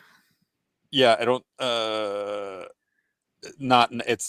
don't think it's a her. It's a he. Oh, okay. I think I'm getting him confused with a different photographer and swapping everything around because that's the way my brain works. Well, and I doubt that any of those Renaissance artists ever started and were like, hey, we hope that we can be turtles one day. But you just work at it and you never know what's going to happen. So, and that's the kind of like different, I guess, now. Joe says my parents didn't even like my first customs. I'm sorry, I shouldn't laugh at that, but that's funny. You mean they don't have them in a dio on their fireplace? Customs even a parent can't love. Oh, that's funny. You're saying it's something different. What you're starting to say something. I guess because like in the past it was like more of kind of like hey, like look at this, like look how cool I am, look how much stuff I have, and it was like more of I don't know, like there was like a disconnect and why I was doing what I was doing. And it was like more for, very arbitrary numbers, like likes and followers and stuff. And when I stopped being like online and whatnot, I tried to like rekindle I built like dioramas and took photos without ever showing it to anybody, and then I just deleted them, and like it was like the most fun I've ever had with it. Mm-hmm. And because like it doesn't always have to be validated, or that external validation. Like it's not the metric to measure the value of like what you do. So the different thing now is I guess like objectively, as far as like marketing stuff is concerned, like those things are important, like that's true, but ultimately like you do something because you want to be happy, I think. Yeah. At the most simplest like reason for it. And so enjoying like the process versus the results of kind of like if I post something, because I see it all the time, like I made something, like I just made this Daredevil diorama right here. Oh yeah, I was gonna get to that one. It's like a boxing gym, and I made this like last week, and I think I got like, I don't know, 50, 70 likes on it or something when I posted it. And then I saw like a picture of a girl, with her like cleavage out, and she got like over 100,000 likes for it. And I was like, man, like like maybe I should just show my my chest, and that would like do the trick. And might but change then, your follower base. Yeah, might. Well, and at like you were saying earlier, like we get to those ages, kids, where people start pressuring us to stop playing with toys. Like, aren't you too old for that, and this and that, and then we kind of move, typically from toys to girls, and I blame boobs. So we'll just they're the bane of toy existence. So speak for yourself. But no, it's we're wired, I guess, like that way. Yeah, we are. I love looking at them. I'm not gonna lie. But I'm just saying, like as an artist, like that can be very discouraging when you really you studied for something, like you over years, trial and error, trying to be better at it, and then somebody who didn't like really probably have to work for that, like like they're getting like so much like attention for it, and then like, but if you look at it in that way and compare, first of all, like, there's no comparison to that, like even it's like but going back to like the core of it is like, if you're doing something for the wrong reason and not being clear with why you do it, it's just gonna be like drudgery, because you're always like, that's how it felt to me before. Like it was like a second job where like, oh man, like I got to post, I got to get this new toy, and like post it first before all the other people post about it. Yeah. But then like I was just so stressed about it, like I wasn't deriving any fun out of it. It was like more of like trying to be cool, and it wasn't like really serving me, and it wasn't like really making me happy. Yeah. So but the process of creating for the sake of creating, not for any audience, and the process of playing for the sake of playing, again without any audience, just for yourself. I think the more you kind of like do that, like I said, like it starts to connect you with like-minded people without even trying. So because like we just started our account like I think last October of last year. So we're like about to be like a year now, and like in the past it was just my wife, my buddy, who makes dioramas with me, and my mom and my mom's dog. Those are the only people like on the page, and my other account. So, but I don't think if that counts. So there's like 5 people on there, 5 followers on there, and but we didn't like really care. We just like did what was fun, and like even with my wife, like she doesn't like going on live. She doesn't like she's more of like a behind the scenes kind of like person. When we're out and about, she got used to not caring whatever I'm doing, and she's okay if I take pictures of her here and there. But for the most part, she's very introverted. But looking back, and then now we are, I think, I don't know, like over 1,000 people, followers, and like if 1,000 people would go into my house right now, and they're kind of like, "Hey, dude, like like, that diorama is really cool. Like, check this costume that I made out, man." And like that was like really dope. Like like, Right. people don't think about that. It's like I'm gonna be overwhelmed like, if there's like 1,000 people, even just 30, right? If 30 people like show up in your house and they're like, check this diorama out, or I think your costume is cool too, and that's gonna be like, I don't know, crazy for me. I'm gonna be so overwhelmed with that. Well, yeah, I totally get what you're saying though. Like when I started in the Mythic Legions Cabal, I had an Instagram, but I had never used it. Like literally my kids had created it for me like years before, and I had not posted a single thing to it. And then, I started getting into Mythic Legions, and they were like, especially doing some customizing and stuff. And they're like, "Oh, you should put your photos on there, because then it's a nice way for you to just go back and see what stuff you've done." So I really started doing it just for me, like as a way to kind of keep a record of the stuff that I had worked on and stuff. And same thing. Like what you're saying, like you're doing stuff not necessarily for likes or for views or for followers, but the fact that people do appreciate it and do like it is really cool. Like it is awesome. Like you don't want to get in that mode where you're doing stuff for likes or for follows, because then your fun time becomes work. And then it's not fun anymore. But as long as you're doing stuff for yourself, it's really cool to see when other people enjoy it as well. Yeah. And it's just more effortless, kind of like just like right now. Like I'm just on your guys' show, and if you guys didn't start this, like I wouldn't be here.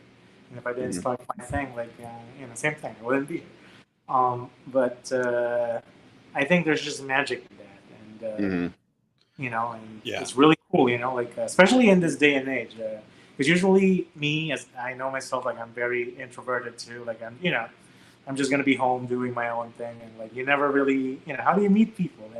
But now with Instagram and other tools and social media and stuff, like I get to connect with. I don't even know what state you guys are on, but like we're talking, and like and I'm pretty sure we're gonna be talking some more, and it's gonna be a start of like like better conversations and relationships. Sure. And hopefully this would like bring others to kind of like like do the same. Say, man, like Jesse and Curtis like really inspires me, and maybe I'm gonna do my own show. And like you never know, you never know what it's gonna bring.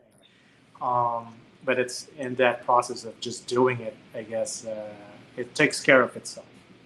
Well, and that's I mean, Jesse started this show by himself, like he was saying, and I just love the format, like the fact that you're getting to learn about people and find out what things they enjoy and what their hobbies and what got them into this and their story. I just think it's a fun concept. So I was glad that he let me join him on this journey to be part of it. And even like our shelf selections, the fact that we're going out there and looking for folks. We do have a lot of repeat folks that we see their work over and over again, and they just continually put out fire that we'll put on there. But we're also always looking for new folks that we haven't seen before, that are new artists to us that we've not seen their work. And that allows us to maybe bring some attention to those folks for other people that may want to follow them or see their work, or to bring them on for an interview like we did with you. So it's just it's cool to see that there's other folks out there like you, just like you were talking about, the kid that you were working with earlier, Eventually over time, he's going to realize, hey, there's other folks that like the same stuff as me, and I don't have to pretend to be something different. I can just rest in the knowledge that there's other people that like this stuff too. Yeah. So.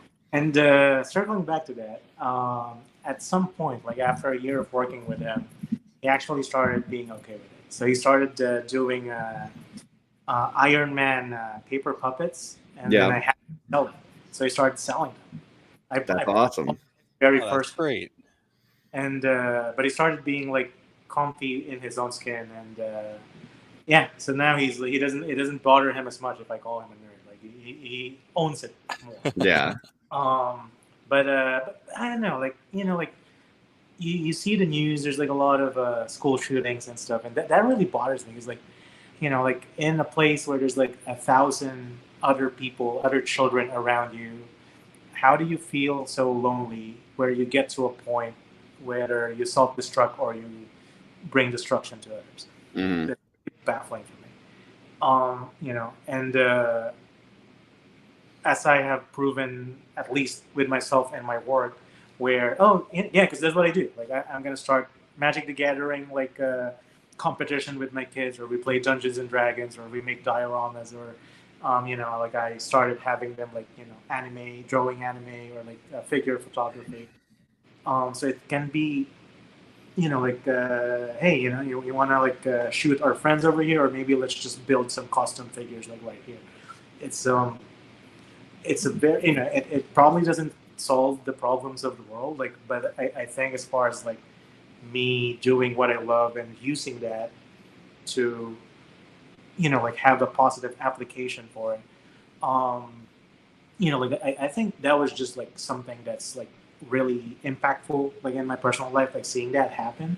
Mm.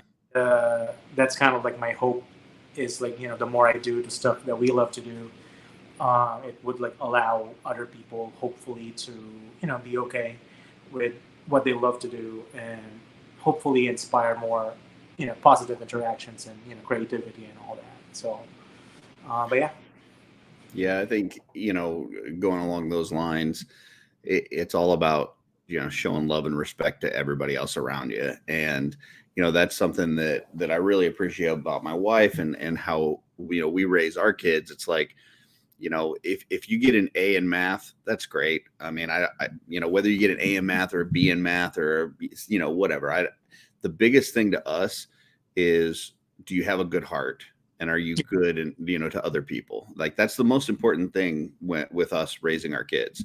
And if you focus on that as a parent and just as a person yourself, just being a good person and having a good heart and caring about others, the world would be a lot better place. Because just because you don't like something that somebody else does doesn't mean that you have to trash them or whatever. Yeah. And as the person that does like those things, you shouldn't feel the pressure to be somebody that you're not.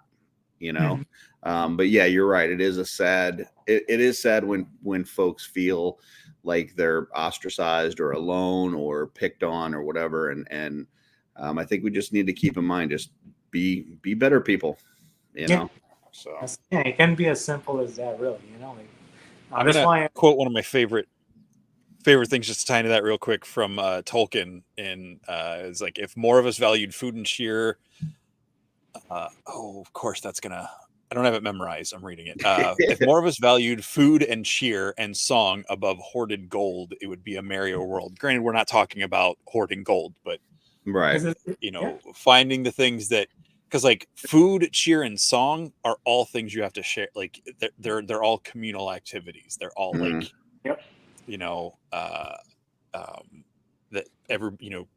people you can partake in. Yeah. And that's what I love. Just I've loved toys my whole life. Finding the Cabal, just that group, and what that, because I started doing some custom X-Men stuff just for myself. I didn't really have a community of it. And then when I stumbled into Mythic Legions and customizing and all that, when my friend Sean took me to Legions Con 2021, it's all right, this is an itch I got to scratch. And it's just been, like you said, like finding your people, finding your community and stuff was just the right fit, and it's been great. And just getting to share it with people, like, you know, having this chat, you know, if you do your own show, you know, who knows who you're going to talk to, and then they're going to talk to people, you know, it's just the whole cycle. And yeah, Curtis, 100% agree with the whole, you know, being a good person and having a good heart and taking care of other people is you know, you can be the best, you know, brain surgeon or medical person, you know, saving lives in a hospital, but if you're a jerk, you're a jerk. Yeah. You know, I mean, I know it's just a movie, but Doctor Strange, you know, he was a complete jerk to the people that cared about him in that movie, and to the point where he didn't have anyone that cared about him anymore, you know. Or you can just be, you know, the guy taking out the trash at the school or whatever office building and be the sweetest person in the world. Yeah. And, you know, you'll have all that food and cheer and song because the people around you. Sorry that you guys got me all waxing philosophical over here. You're good, man. Yeah, is that more? Was that like a Lord of the Rings reference? The Hobbit, yeah. The Hobbit, yeah. Mm-hmm. No, I don't know. I think that's the point of it, you know, because like I said, like when I was in like these like toy photography groups, there was just like a lot of like toxicity, you know, because like no matter how, I don't know, even if you're the best photographer in the world, like, you know, how is that gonna matter if like people hate you? And you know, because in the end, like that's why you want to connect with others, because like, you know, we're very social beings, we're social creatures, and you know, like you're missing the point of it. Like it needs to be, I don't know, like shared, and Yep. you know, like I don't know, yeah, you're just missing the point. Right. Yeah. It doesn't matter if I make the best customs in the world if I've pushed everybody away from me because I'm constantly criticizing everything I don't like. Yeah. You know, it's not going to matter because no one's going to want to see the stuff I do, and it's just going to be my own personal hype train, and you know, nobody wants that. Yeah. Right. Yeah. And I like what you were saying earlier about, you know, you were trying to, you know, do the things, basically kind of the marketing yourself with the earlier stuff. Yeah. And you know, how like a lot of people, like successful business people, are like, oh, you got to market yourself, you got to do this, you got to do that. And it's like, just be good at something, like, and show people you enjoy it. And, you know, don't do stuff for free, know your value, you know, ask the right things, you know, because it takes, we've talked about this a lot. The community talks about it a lot. You know, if you, just because you paint something really good, it might have taken you 2 hours to your latest custom, but it's how many years of practice and months of training and how many times you messed up that got you to that point. Now, granted, they're not paying for your art school career, like you're not going back with that, but your experience and talent and your own imagination has value. And if you want to share that people openly and just show people how you do it so they can do it, that's amazing too. Yeah. And it just works out. I think I posted something about that in the Cabal because Tyler, that guy, you know, like when you guys showed like the picture of like the miniatures and like the knights eating on the mountain, I think there were some kind of like, I don't know, negative stuff about him asking money for the workshop of teaching people, and I was telling him, like, you know, like you don't need to be the best in the world to teach and maybe make money for what you know. You just need to be a couple steps ahead of someone who's willing to pay for it. And without any money, there's no mission. Like if we don't like buy the figures from Four Horsemen, like they can't produce it. It's just you know, like you know, like Walmart won't accept like hugs and kisses for the groceries, right? So Man, I've been shopping at Walmart wrong. And as far as like a very like fundamental, you know, use of money, like, you know, like money is just, I don't know, like the currency of exchange that we have in this earth. I guess it's not the end all of it. It's not, but it's important. And normalizing artists being paid for what they do. You know, we've sold a bunch of art dioramas, like that Mythic Legions in the Lamp. I did a convention last year. It's a miniature convention, and nobody knew what Mythic Legions was. It was like a bunch of like they were primarily dollhouse people, like older, women, grandmas and Okay. aunts. They're like dollhouses. But I went in there with our horror miniatures and mythic legions, and day one, day two, like we weren't like really selling anything. Like it was like, man, like this is probably not our niche. Like day three, like a guy walked in there, and we were like the first table in the entrance. He walked in there and he saw those, and he bought 2 of my labs. He didn't know what it was. Mm. He didn't even go around the thing. He just saw it. It's like, hey, how much for these? Can I have both of them? And I wasn't like selling the other one because like I wanted it to be for myself. I made it for myself, and I just brought it so people maybe can commission if they want one. But he wanted it, and he would only buy it if he gets 2 of them. So he bought 2 of them, and I was just like, dude, like you don't even know what it is. Like I don't care. Like like it's good. It looks good to me, and he didn't have any problems like paying me for what I was asking for it, and that's believing that what you do and believing in your artistic vision, and then there's going to be people who's going to appreciate it. Like not everyone will, but someone will, and it's going to be a matter of making opportunities so you can be in front of those people, because they would gladly help support your business so you can do more of it, and they would gladly buy it because they love it. And like the money aspect is one of the things that I'm trying to talk about in our platform and normalize.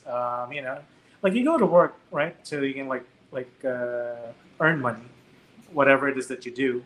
You're exchanging something of value to earn something. Why can't art be that? Here's what I would say with Tyler. So first of all, love Tyler, great guy. I did see that he had posted, I think yesterday, he's getting ready to have surgery later this week. So keep him in your thoughts and prayers. I know he's a little nervous about that. So good luck, Tyler, with all that. He does some great work. When he came in the Cabal, I think the reason why some people maybe got rubbed a little bit the wrong way is he came in, he posted like one figure that he had done and got a lot of great feedback, because that's kind of what the Cabal does. Like you post a figure and people are going to be like, oh man, this is so amazing. This is great. This is this and that. And then his next post is trying to sell paint lessons. The problem is that not enough people know you at this point. Like they've seen one custom, and then the other thing is that within the Cabal, there's definitely a market for selling your finished products, like selling photography that you've done in prints, selling finished customs, whatever. But the knowledge, the sharing of knowledge has typically in the Cabal been done free of charge. There's a lot of shows, a lot of recordings, a lot of lives that happen to where that sharing of knowledge, like even, you'll have like Trevor Williams, who's the official photographer of Four Horsemen, share, things that he does in photography, and he's taking the actual photos of the figures, and doing it free of charge. So I think, he basically came in and tried to marketize that real quickly without knowing the audience. And I think that's where he kind of struggled a little bit. Now, now, after being in the Cabal for like a year, which is, I think he's been there for about a year now, and the customs that he's put out, if he were to put something out now and say, hey, I either want to sell some of my figures that I've done, or even sell some lessons on this particular type of paint style, I think there may be, a little bit more receptive to that. But when it's your second post in a new area, it kind of felt like, like, hey, are you just here to make money off of us, or are you part of this community with us? So, my word to anybody that's, just getting into, whether it's this group or another group, is take your time, get to know everybody, share your work. And then from there, if you feel like, this is something that you can share with others and you can make some money off of it as well, more power to you. But at least, kind of introduce yourself first. Let people know who you are. So no, that makes sense. I guess I didn't have that context. But it was like more of like me, I guess, trying to like encourage him to like not be kind of like, I don't know, discouraged, I guess, in terms of as as an aspiring artist to a fellow aspiring artist. It was like coming a little bit, like more from that place. But I do get that, like, you can't like come in too strong, I guess, if if that's the word for it.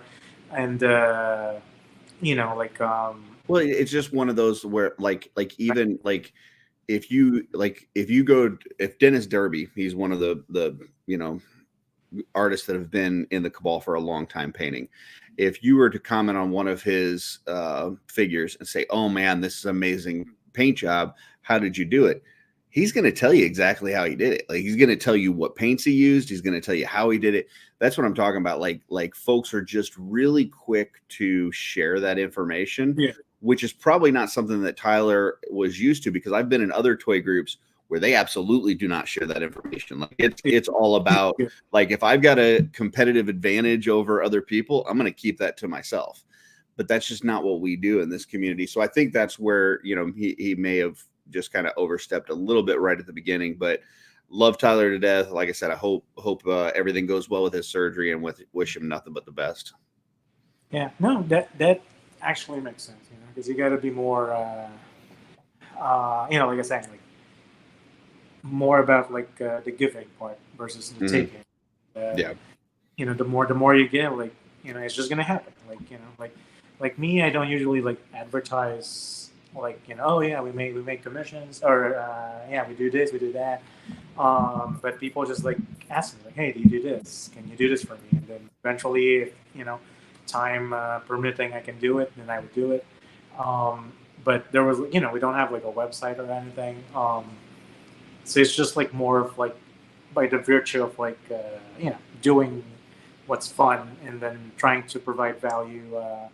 I try to like do, if you watch some of like my highlights, like instructionals, I guess, if you will. Like, I make like the dioramas behind the scenes, behind the scenes, and like it just works out, because even if like like you share all the information, what I've learned is like some people, they're not gonna have the patience to do it, or they don't want to do it. Or the skill level, because it does take a long time to do the like we were talking about earlier, when you first pick up a paintbrush or you first pick up a camera, you may have the same tools as the other person, but you don't have the knowledge of the experience yet. So with that being said, I mean, we are closing in on 2 hours here. Where can people like do you have some of your work for sale, or are you taking commissions? Are there shows that you're going to be at? I know we've got Legions Con coming up in November. I don't know if you're making it to that, or if there's any other shows that you go to. Like at the moment, like I've been like trying to like do the Mythic Legions like cons and whatnot, but since I'm in the West Coast, like it's not as feasible yet. But I'm gonna make it to one of them. Okay. Yeah, I know they did a West Coast meetup not too long ago. Hopefully they do another one of those here soon. Was it in Sacramento or something? Yeah. I don't remember. But at some point, I will make it to one of those things. But as far as like my projects are concerned, like right now, we are gonna have. So we do it annually, the International Market of Miniature Artisans. So it happens here in Vegas. Cool. It's a convention that is focused on miniature artisans that does things by hand. But since it was primarily composed of like dollhouse people in the past, we are trying to break that mold, and we're trying to. Who is that? Oh, yeah, that was. Yeah. Action figures sold separately. Says I picked up a few things from your duder. Thank you. We are trying to introduce other forms of miniatures to the scene. So, gotcha. Toy customizing, dioramas, toy photography. So it's still a bit kind of like in the works, but we are gonna do a toy photography competition for this event. That's gonna happen in Vegas. Last year was a good turnout. There were like people from Germany that came, West Africa, Canada, Australia, I think, and a bunch of people from like all the other states. So it was like a really good turnout, and this is going to be our third year. Do they seem like they're very? I know you said it's kind of like you're kind of breaking those walls down into this kind of stuff, the toy photography, the dioramas, this and that. Does it feel like people are very receptive to these kind of things that you're trying to introduce? I would say so. As far as like the turnout was concerned from the previous year, if anything, we're getting more backlash from like the old school Dollhouse people because they're like, this is what we know, and this is Gotcha. How it goes. But they never market anything. They don't have Instagrams and stuff, and so they're not as, like you said, like receptive to kind of like keeping with the times. But the industry in general is kind of like dying, like bit by bit. Like kids are on their iPads more now versus like being outside playing with their friends. And right, we're trying to like introduce doing stuff with your hands again, being crafty with your hands. And like there was a time where miniature kits like doll houses were like in every stores, but now like you can find them only in like Joann's or Hobby Lobby. Yeah, Hobby Lobby. Yeah. So it's like definitely something that's dying, but it's something that we're trying to make cool again. Like so when is that? When is that convention again? So that's gonna be in February. Like I can't remember the exact dates, but Okay. I can like shoot you guys a message, and I'll post that on my Instagram as well. Like right now, I don't really have a website or anything. I primarily like work like locally, like for now, like for like local businesses, like the skate park that we showed you, and then we built like diorama sets. Interesting enough, not for toy people, but for people trying to market their products. Gotcha. So we built like marketing sets for filmmakers and whatnot. So interesting, because like I've never really thought of that in the past. But then, yeah, when it gets closer, let us know. We definitely like to promote it on the show for sure. Definitely. I think I found the website here. Yep, that one. IMOMALV.com. Palace Station Hotel, Las Vegas, February 21st through 25th. There we go. Beautiful. And that's what we're trying to do. So right now, there's only two of us. I don't know if you guys know Euler's Workshop. He's also. I'm familiar with the page. Yeah, he's one of he also like builds dioramas and stuff. So right now, it's just the two of us, to my knowledge, that are into like the figures and whatnot. So we're gonna bring. I think he's gonna bring like a big Star Wars diorama. So we're going to bring a bunch of different dioramas so people can go in and take pictures and use the miniatures and just see, what's up with it. So that's pretty much what I have lined up. Is we're organizing like a competition for that event. And as far as like commissions are concerned, it's like more of like a time thing for me. if I can squeeze it in, like I'll probably do it. But yeah, because like I said, like, it's like more, we did it like selfishly, like, but now that it's actually starting to like pick up and like get, monetized and whatnot, we will probably pick up a project and we try to like, do a working scale with whatever budget people has, depending on time. So, okay. Just hit us up and we'll see what, if we can work together. Beautiful. Very cool.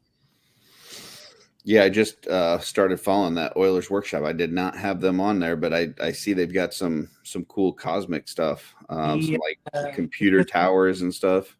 He is ridiculous. Like he makes me want to quit and be the best person I am at the same time. He's one of like the best in like diorama making. He makes stuff that are like so hyper real. Like you would think you're in an actual city or something. But yeah, he's pretty good. That's cool. That's awesome. Cool. Well, beautiful. Jesse, you got any other questions or anything?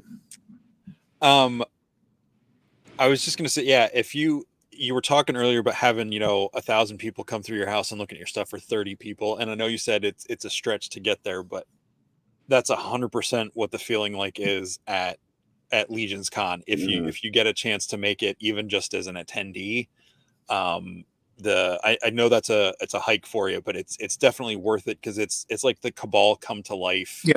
Yes. Just in a room. You might not recognize the face because it's not their profile picture or whatever, but it's just like hanging out and getting to have those conversations real time. It, like as much as this is an improvement over text messages or the messenger.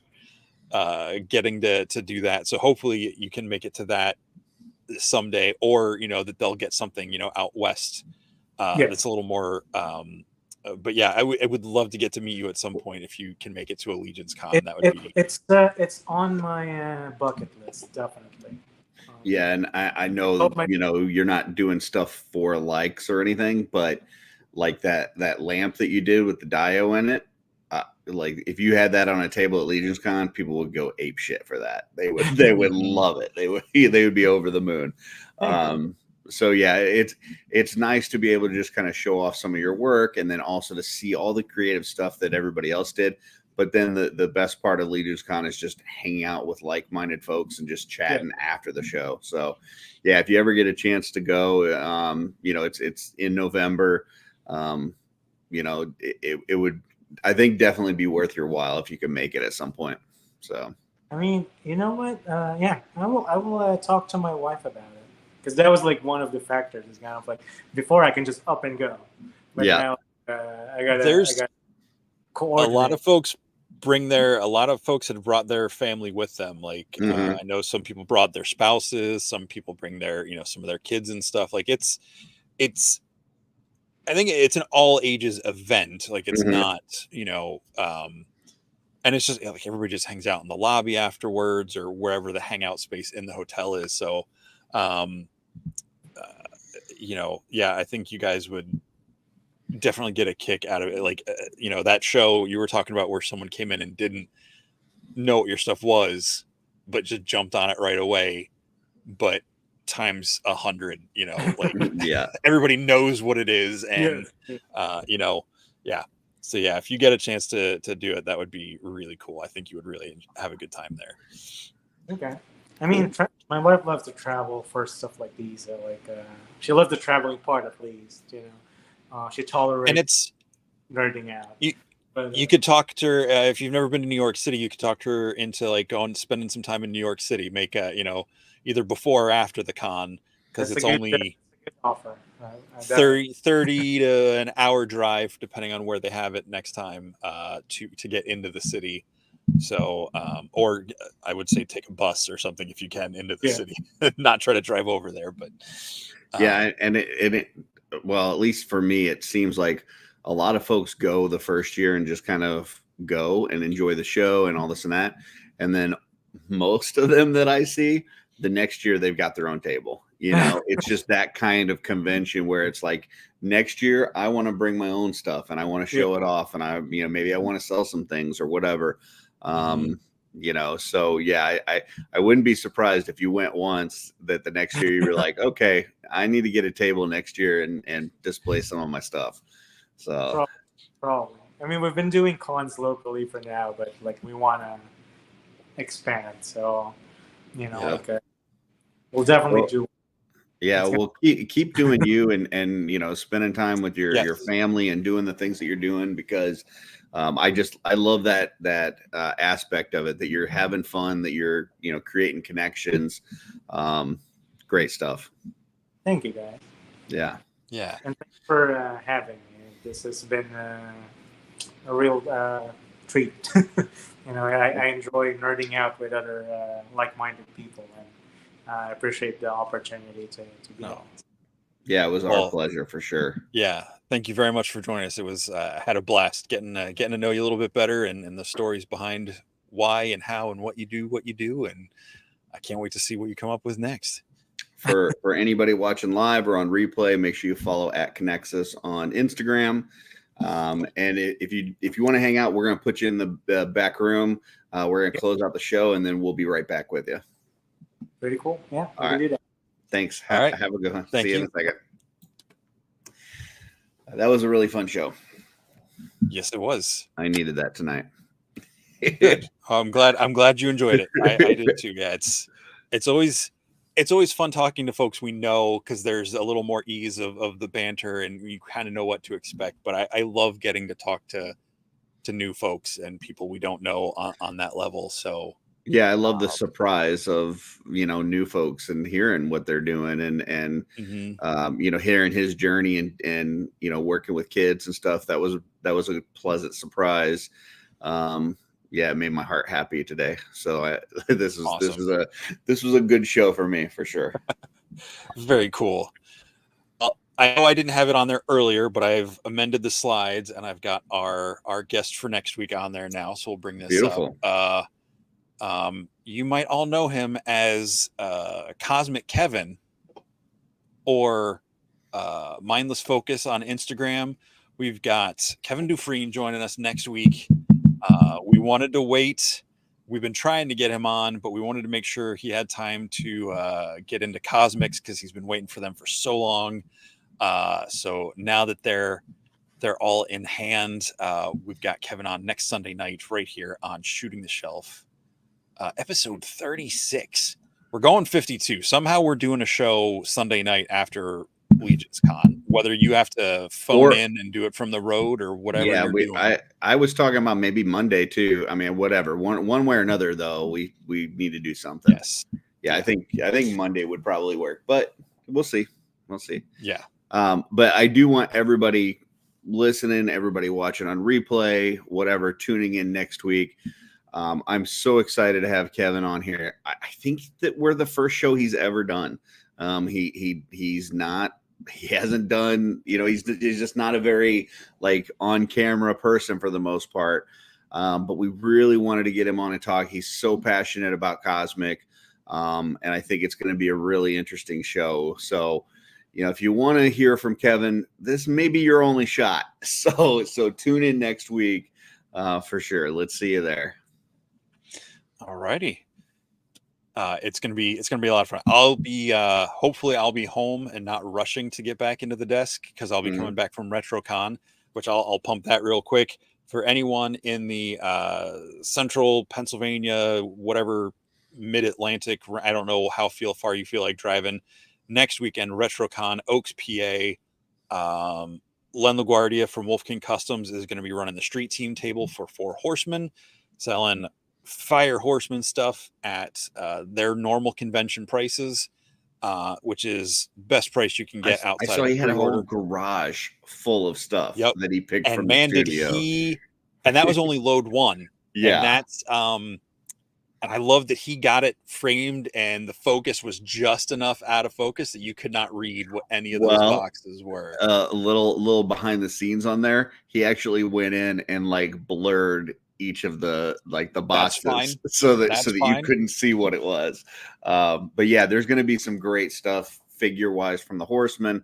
Obviously Wolf King. I know Toy Forge is going to be there. I think is it Nate Armstrong? I believe Patrick Boyle. Nate Armstrong is going to have some stuff. I think he's going to be there Saturday. He'll be there with me and Patrick. We'll be running the Wolf King table for Len, and Patrick and I will have heads and some full customs for sale.